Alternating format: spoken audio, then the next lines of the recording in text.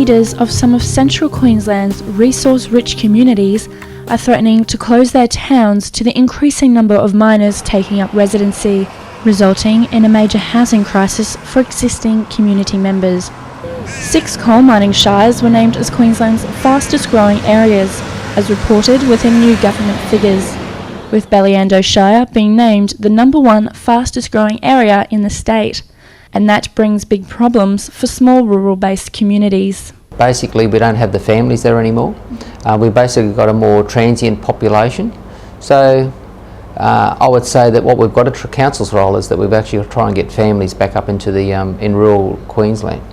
Over the next 4 years in Moranbah, the heart of the Belyando Shire, population is expected to jump by over 50%. This means the small mining town southwest of Mackay will grow 3 times faster than that of the Gold Coast. Still in Moranbah, the battle to find long-term employees is ever increasing. Council workers and service industry staff are scarce in these areas when the mines offer such incentive salaries, as Moranbah mechanic Drav Vikurovic knows all too well. Big problem is the money. Well, you can't compare the money towards the mines compared to out here. Basically, the mines offer a lot more money, so it kind of gives you more incentive to go out there rather than kind of stay in town. Major accommodation shortages continue as miners overwhelm these small communities.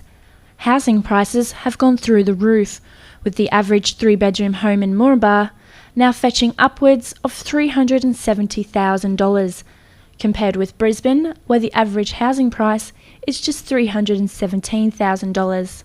Oh well, supply and demand. In the last 18 months, it's gone up about probably 100%. With limited accommodation, many with dreams of making it rich are being forced to sleep rough or leave town. There are reports that some mine workers are being forced to sleep in their cars, only to shower and eat at local roadhouses.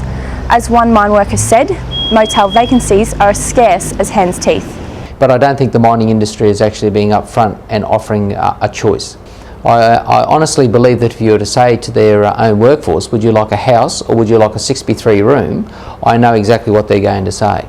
Quinton Brown has been in the mining industry over the past 6 years and has seen the decline in living standards and hike in accommodation prices due to the massive coal mining boom. Quinton, who works as a boiler maker at the North Grinyella mine, says he has always found the lifestyle too expensive to permanently reside in Moranbah, and is amazed as to how expensive basic living has become. The price of houses out there are just ridiculous at the moment, you know, I mean, because of the mining boom, you know, and it is ridiculous how much you're paying for a house, you know, and like, not just that, like, I like to come home and, you know, I'd rather come home to my family and stuff like that than buy a house out there, especially when I'll be paying, you know, a hell of a lot of money. Quinton is just one example of hundreds of men and women out to make it rich at the coal mines in Central Queensland.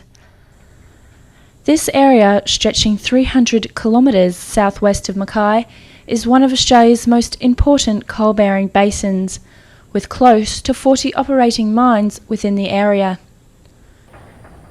Coal production earned upwards of $11 billion over the past financial year, with extraction of more than 150 million tonnes, and there is still more than $6 billion worth of new mines and expansion to come within the district.